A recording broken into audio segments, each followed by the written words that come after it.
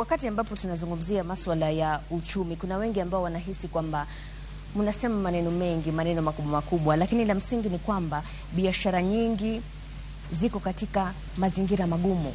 Wengi wamefunga biashara zao, wengi wamelalamika kwamba hawawezi kuendeleza biashara zao kutokana na zile sheria ambazo zilizoko na zile sera ambazo zinatolewa na serikali. Labda unaweza kuwaeleza wale wanaokutazama leo hii ambao wameshindwa kuendelea na biashara zao, ni mikakati gani kama serikali mnaweka ili kuhakikisha kwamba hizi biashara zinaweza kuinuka na wanaweza kupata pesa mfukoni?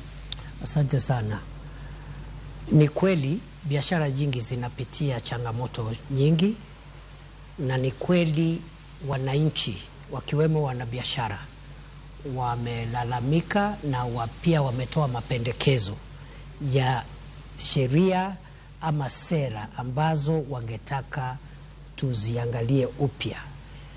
Najua ya kwamba hivi sasa Wizara ya Uwekezaji na masuala ya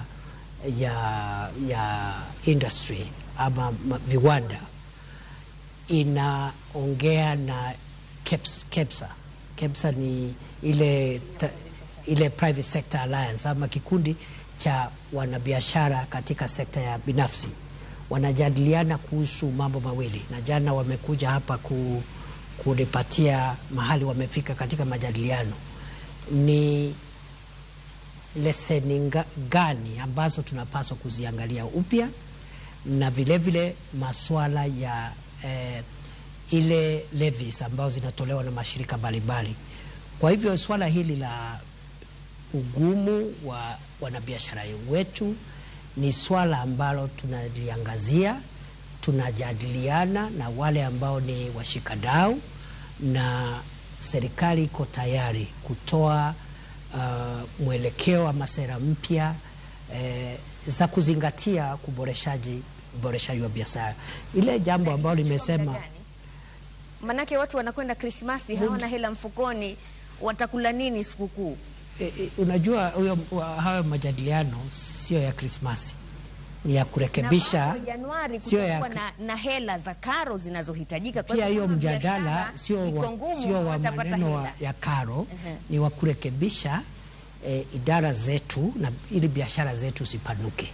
Nataka niwahakikishie kwamba nimesema jana waziri wa viwanda na uwekezaji pamoja na wakilishi wa shirika hilo ambalo ni la wanabiashara wameniambia wako katika mjadala, na Januari nimeambia hao waniletee ile ripoti yao ili tuipitishe ama tuijadilie katika baraza la mawaziri.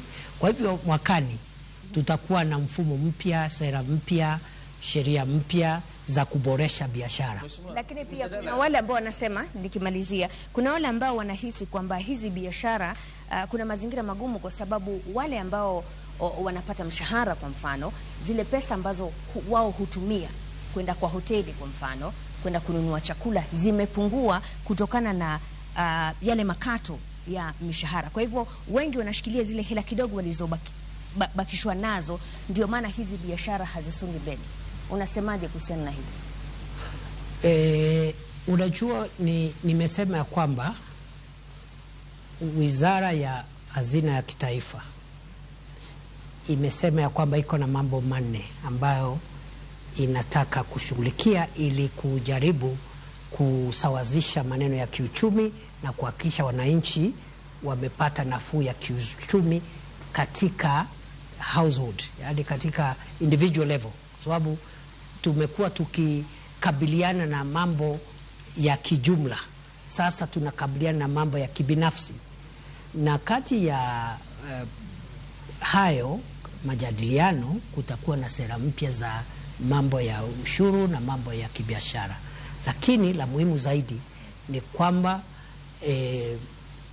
katika hayo majadiliano ni lazima tujue ya kwamba ile ushuru ambao unakatwa, kwa mfano katika mambo ya bima ya afya, unaweza kuwa unapunguza kidogo mshahara wako kama mtu ambaye ameajiriwa kazi, lakini ile bima ambayo ni ya kila mwananchi itapunguza zile harambee za kimatibabu. Kwa hivyo wewe labda pesa yako imepungua kidogo, lakini hizi harambee 5 ama 10 ulikuwa unaitwa kwa sababu uko na mtu kwa familia yako na shida ya figo, shida ya moyo.